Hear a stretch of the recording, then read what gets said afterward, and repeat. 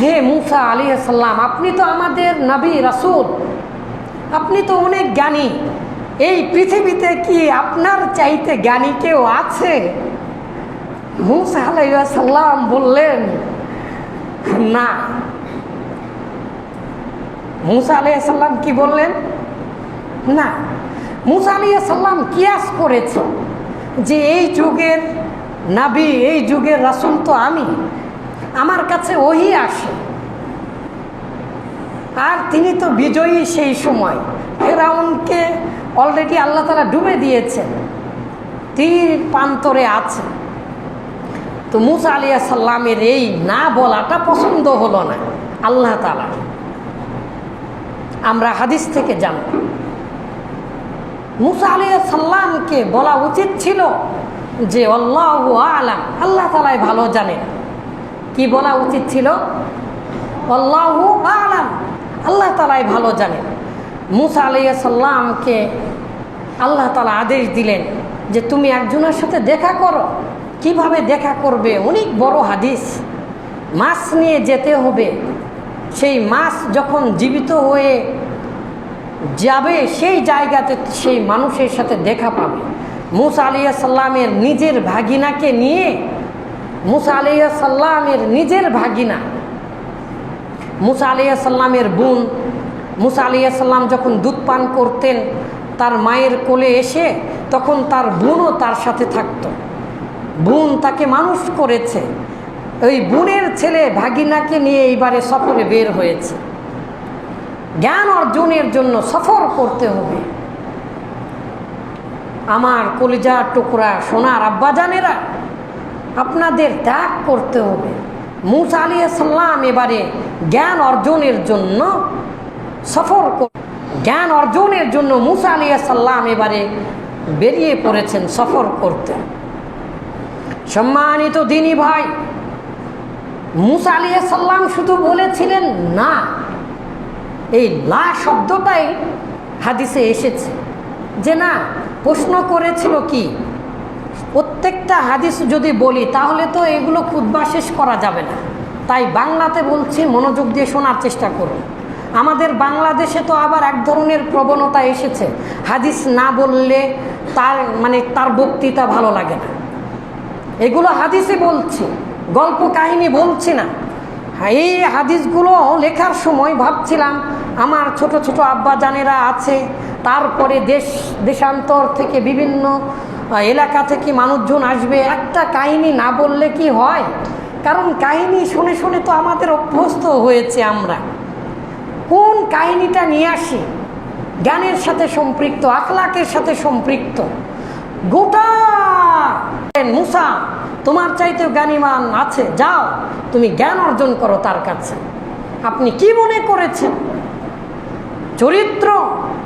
আপনি ভালো মানুষ হবার পরেও আপনার আমার মধ্যে চরিত্রের পদস্খলন হতে পারে।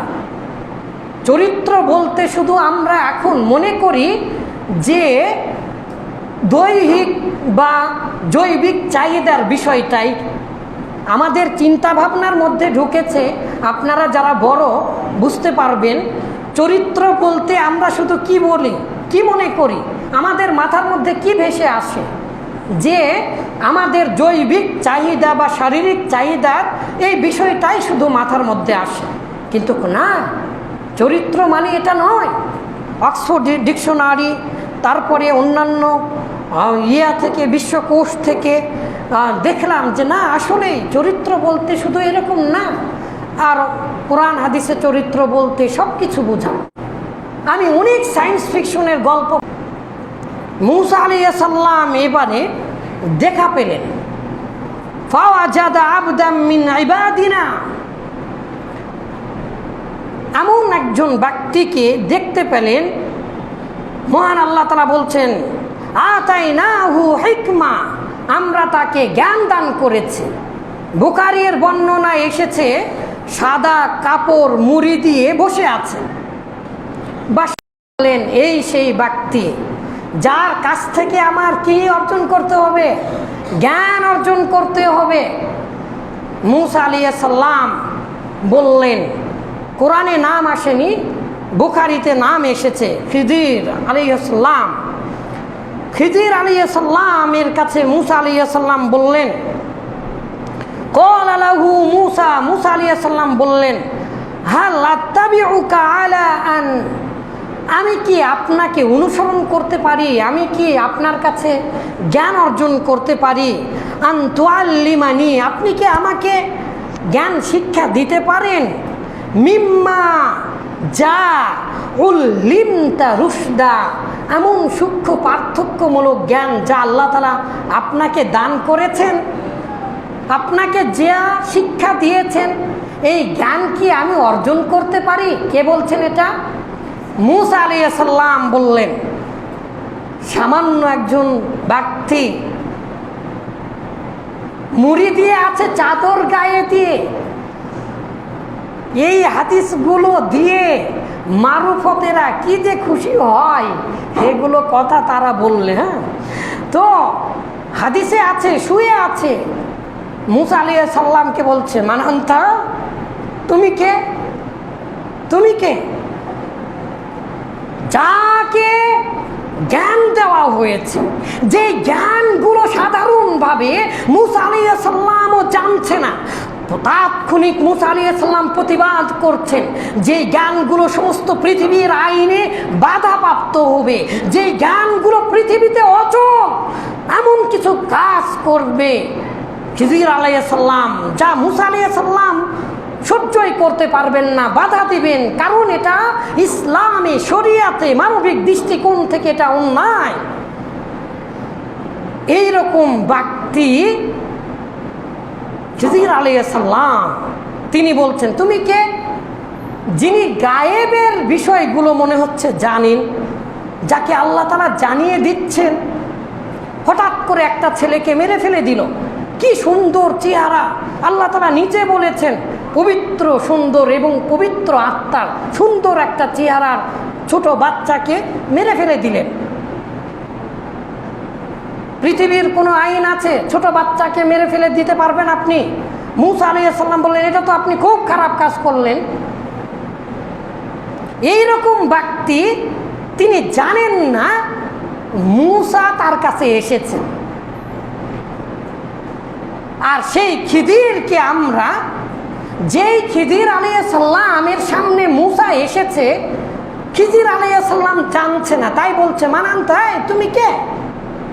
মূসা আলাইহিস সালাম তখন বলছেন, আনা নবী, আনা রাসূল, আমি রাসূল মিন বনি ইসরাঈল, আমি বনি ইসরাইলের প্রধান, আমি বনি ইসরাইলের নবী রাসূল, আল্লাহ তাআলা আমাকে ভালোবাসেন। একবারও চিন্তা করেছেন যে খিজির সেই সময় মূসাকে চিনতে পারছে না, সেই খিজির আপনাকে কিভাবে বাঁচাবে বলেন তো ভাই? আহা, মানুষের বুদ্ধি জ্ঞান বিবেচনা কোথায় ঠেকেছে। এরপরে মূসা আলাইহিস সালামকে কত বড় কথা বলছেন এই ব্যক্তি। দেখেন, মূসা আলাইহিস সালাম যখন বললেন, সরাসরি খিজির আলাইহিস সালাম বলছেন, ক্বালা, তিনি বললেন, ইন্নাকা লান তাস্তাতিয়া, নিশ্চয় কখনোই তুমি সক্ষম হবে না, মাইয়া, আমার সাথে, সবর, ধৈর্য ধারণ করার বেলায় আমার মতো তুমি ধৈর্য ধারণ করতে পারবে না। তুমি জ্ঞান অর্জন করতে এসেছ, ধৈর্য ধারণ করতে হবে। বোঝা যাচ্ছে জ্ঞান অর্জনের ক্ষেত্রে ধৈর্য ধারণ করতে হবে। মূসা আলাইহিস সালাম তো, আমরা হুজুরেরা কত বড় বদমাইশ। মূসা আলাইহিস সালামকে কি বলে ডাকি জানেন? বলে যে টেঁটা নবী, মানে জেদি নবী, বলে নাউজুবিল্লাহ মিন যালিক।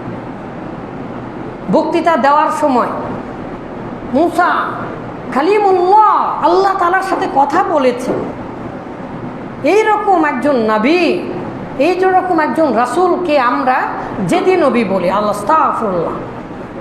দেখতে চেয়েছিলেন মানুষেরা, আল্লাহ তাআলার কাছে বলেছেন, বিভিন্ন কাহিনী থেকে এই কথা বলে। যাই হোক, মূসা আলাইহিস সালামকে এবারে মূসা আলাইহিস সালাম বললেন, সংক্ষিপ্ত করছি, ক্বালা সাতাজিদুনি ইনশাআল্লাহু সাবিরান। দেখেন, ইনশাআল্লাহ বলতে হবে আপনি যদি কোনো কাজ করার সময় ইনশাআল্লাহ না বলেন, পৃথিবীর সবচেয়ে ভালো নিয়ম, পৃথিবীর সর্বশ্রেষ্ঠ ভালো ইমানদার ব্যক্তি হবার পরেও বুঝবেন আপনি এখনো চরিত্র অর্জন করতে পারেননি।